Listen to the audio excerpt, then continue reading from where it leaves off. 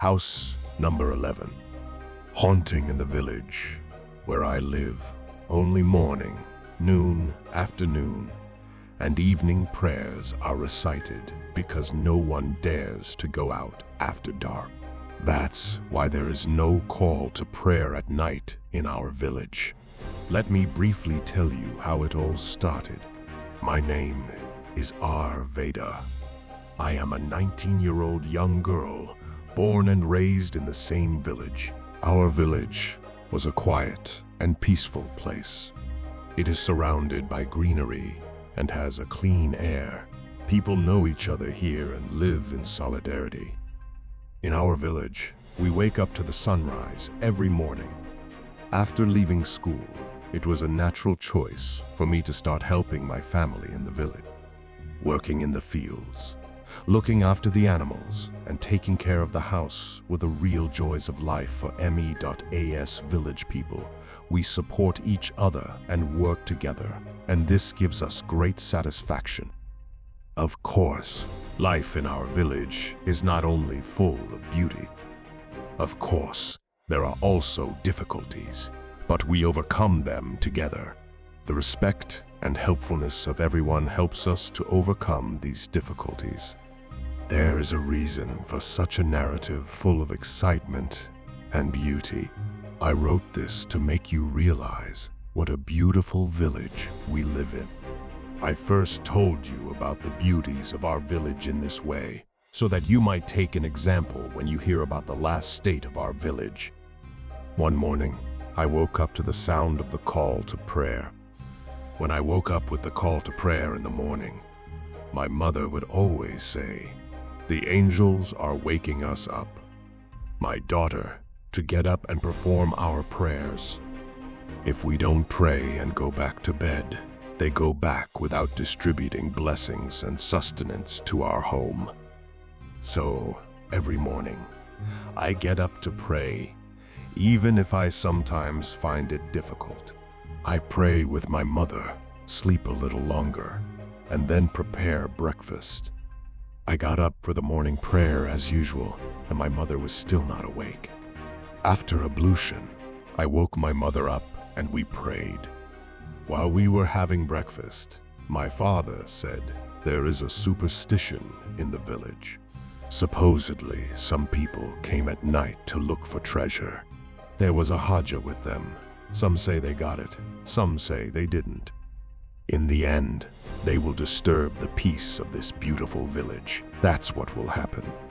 By the evening, the rumors grew. Supposedly, they would come again. The Mukhtar even notified the gendarmerie so that they could catch them when they came. We didn't go to the garden or the fields that day because it was raining. We just took care of the animals. A few days passed like that. One evening, my father left the house saying, "I'm going to the calf." Normally, he didn't stay very late, but this time we waited for him until 1 or 2 a.m. My mother said, "Go and see if your father is still there."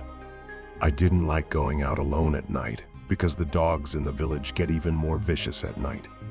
Even though I was nervous, I left the house and went to the calf in the village square. Then someone called Veda from behind me. I looked, but I didn't recognize him. He was a man I had never seen before. "Your father went with his friends to the cave behind the village. I'm going there too. Let's go together. You won't be scared. You know how sometimes you have a mental eclipse. Something like that happened."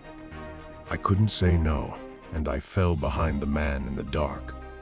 The man's legs were a little limp. I saw the villagers in front of him. One of them had a flashlight and was shining it around. When he shone the light at me, it turned off. I picked up a little speed and kept walking in front of the man. When I got to the cave, I couldn't see anyone. I called out, "Father," but there was no one there, so I looked behind me. The man we had come with was gone, and I was alone on the mountainside in the dark. Then I heard a voice. Someone was saying, "Here he is." I started running towards the sound, still calling out for my father. I went to where the sound was coming from. Again, there was no one there, and suddenly I heard the sound of crows, and they started flying over me in flocks. Some of them swooped low and flew right past me. Then a dog came from my left, growling ferociously. I looked to my left and saw only a pair of red eyes glowing in the dark. I started running without even looking back out of fear. As I ran towards the village, I could feel the dog running behind me. Finally, I reached the village. As I passed by the coffee house, I saw the owner of the coffee house turning off the lights and locking the door of the shop. I hurried over to him and said, "Uncle Mehmet, this place was closed when I passed by." We went with the man to the back of the village. He said my father was there. I was out of breath, so the man made me sit down. He brought me a glass of water from inside and made me drink it. When I came to my senses, I asked him where my father was. I had closed the cafe, but I reopened it to do some math, and your father left half an hour ago, saying, "I'm going home while I close." "Okay, brother, good night," I said, and went home. There were my father's shoes in front of the door. Just as I was about to knock on the door, a voice came from the barn. I opened the barn door by the light of the moon. There was a rope around the goat's throat, and it was choking. I immediately tried to remove the rope, but I couldn't. Somehow, he had gotten it around his throat and tied it in a knot. I ran and knocked on the door and called my father. "Dad, come quick, the goat is dying," I said. My father rushed into the barn without even putting on his shoes. The goat was asleep and there was no rope around its throat. "Are you kidding me, my daughter?" he said. "No, Dad, I swear there was a rope around its throat. He was dying. He was about to die. I swear to God." I said, "Fine, fine. Where were you until this hour?" He asked. "When you were late, my mom and I got worried. I went, and when I saw the coffee house was closed, I came back. I didn't tell him because I was afraid he would get angry if I told him I had gone to the caves. Anyway, my father arrived a few minutes after I left. It was impossible for us to meet on the road. I went straight to bed and went straight to sleep. In the morning, somehow I couldn't wake up for prayers, and neither could my mother. When I got up for breakfast, I felt sick. My throat was sore and I couldn't walk. I told my father that I didn't want to come to the garden, and he went alone. When I went into the kitchen to cook lunch, there was a knock at the door.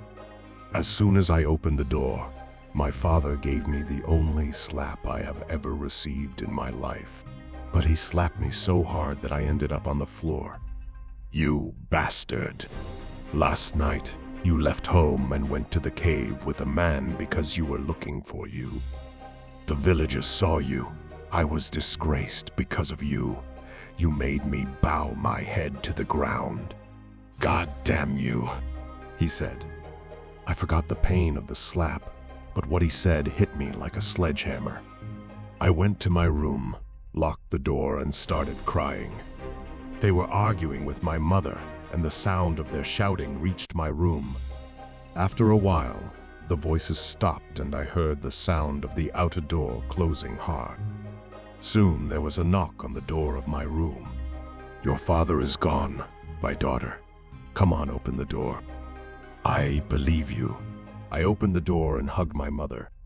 After crying in her bosom for a while, I was comforted by her advice and stopped crying.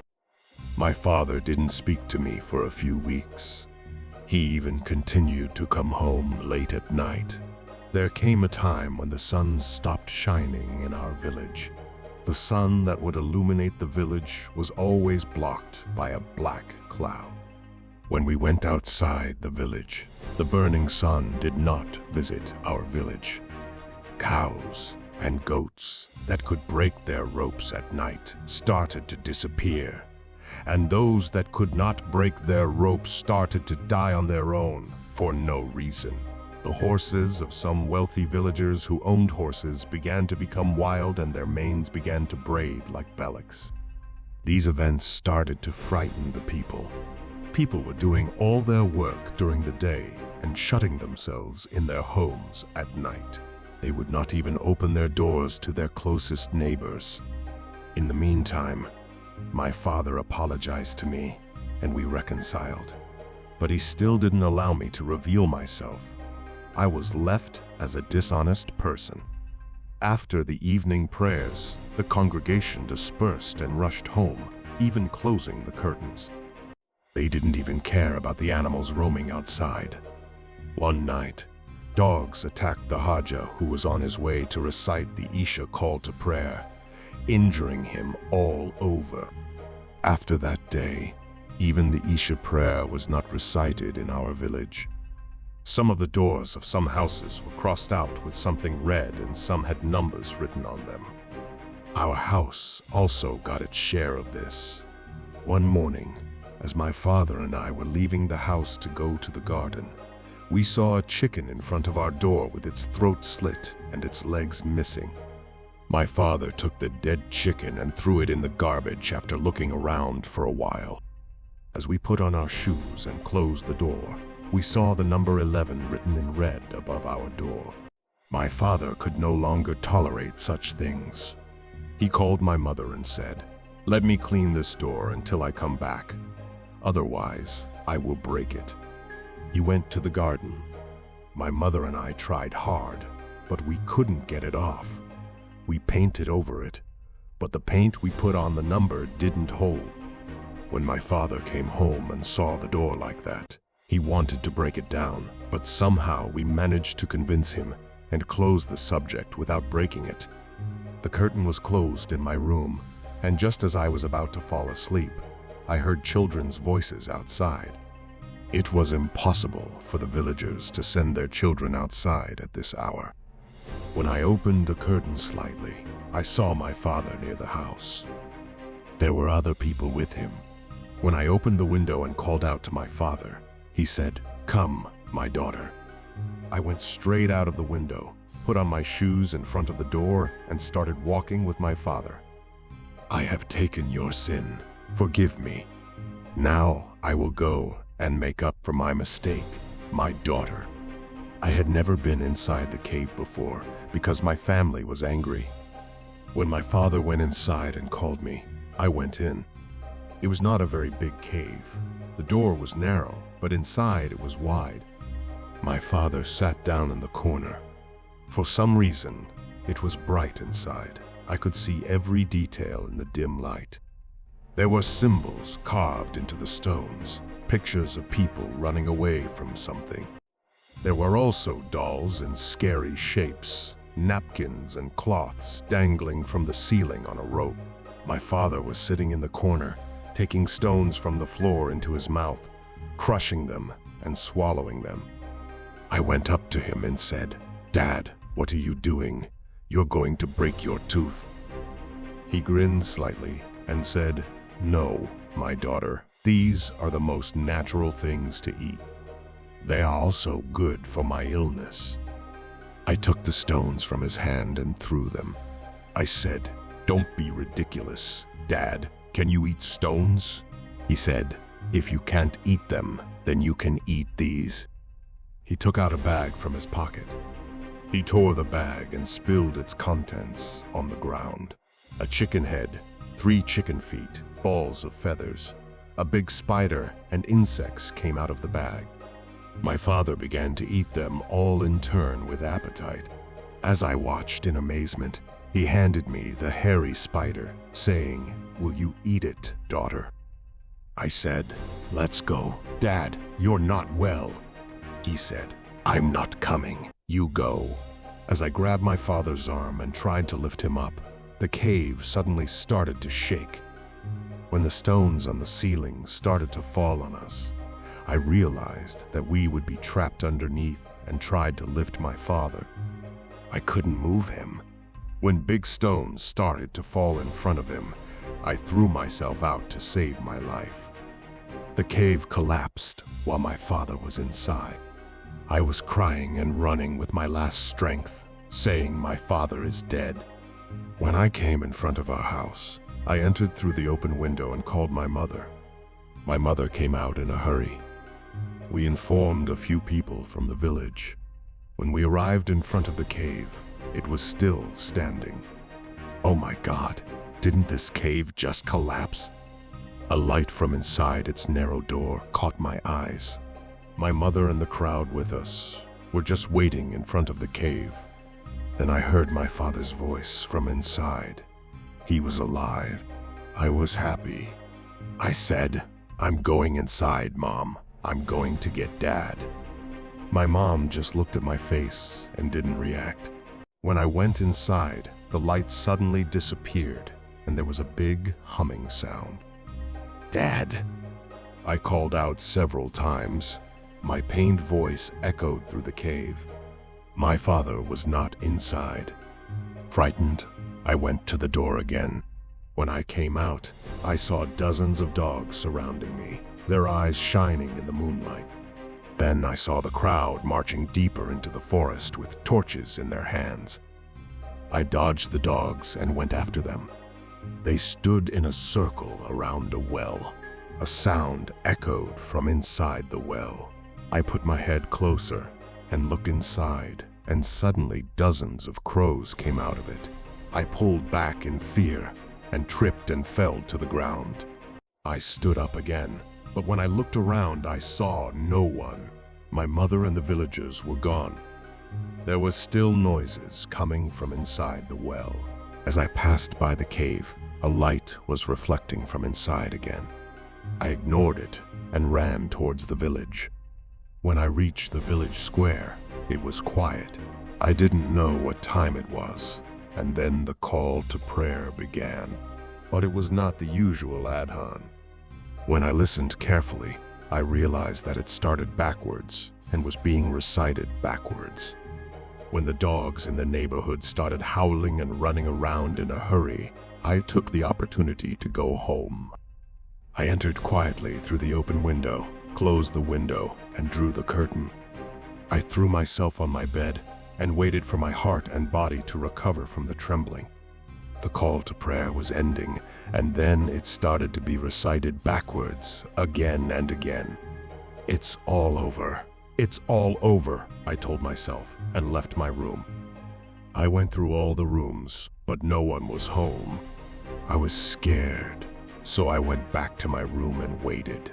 Then another call to prayer began, but this time it was normal. I realized that it was the morning call to prayer, which I found peace in listening to. Near the end of the call to prayer, I heard footsteps coming from inside the house. I slowly opened my door and saw my mother standing there. "Are you awake, my daughter?"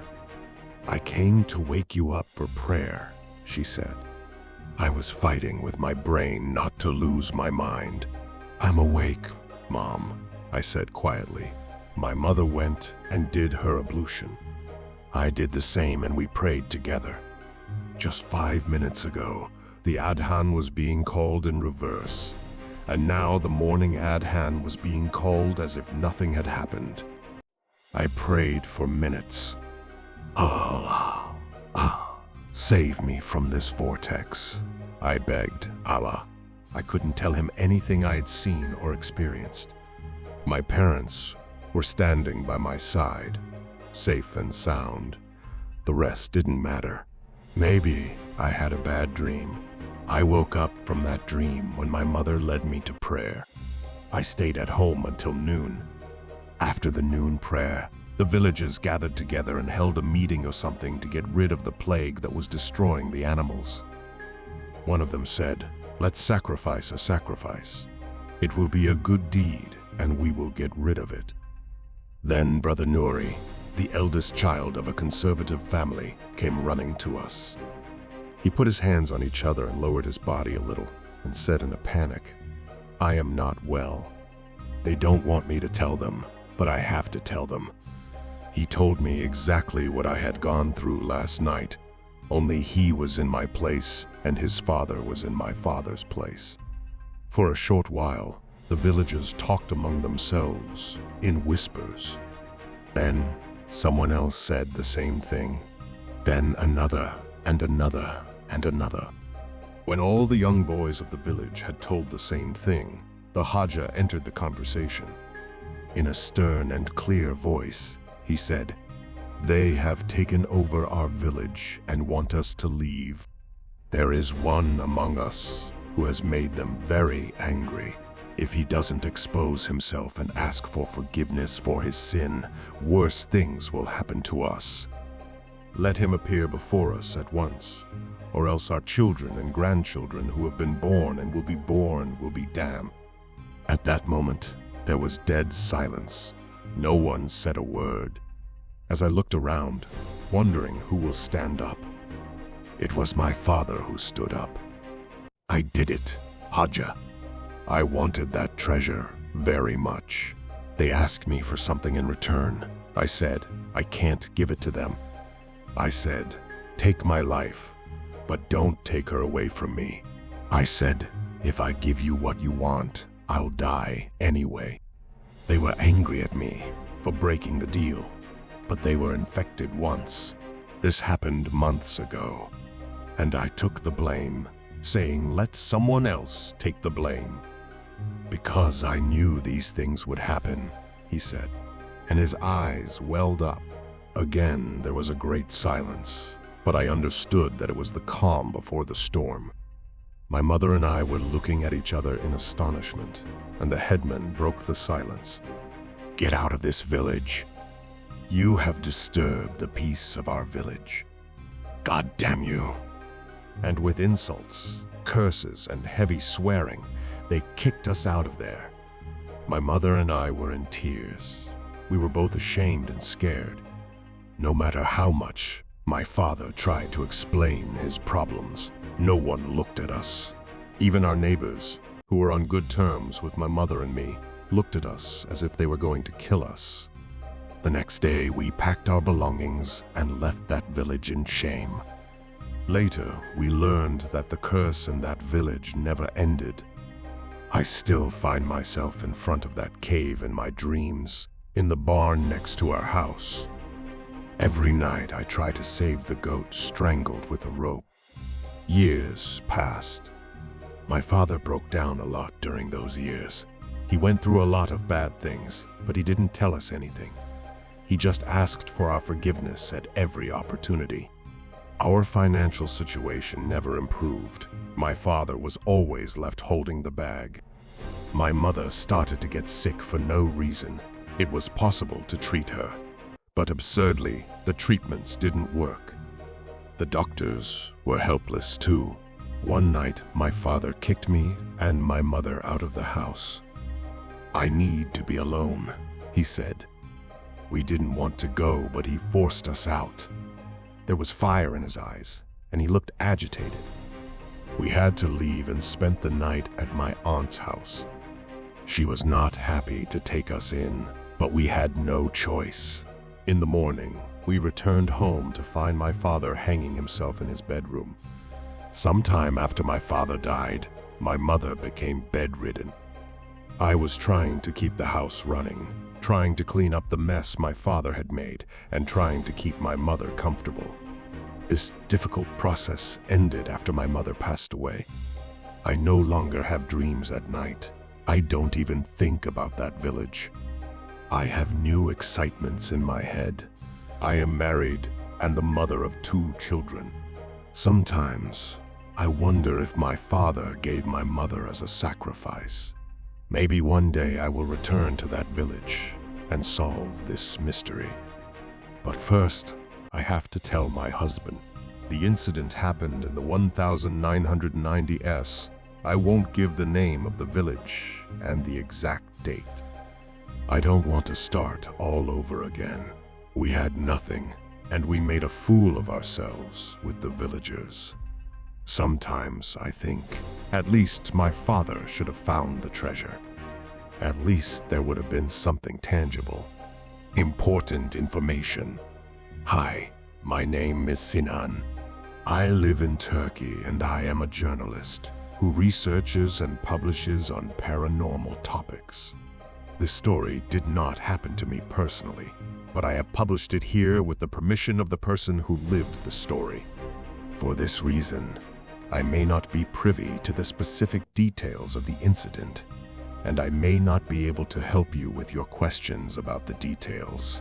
In the meantime, the real names of the people who told me the story and others mentioned in the story have not been used to protect their privacy.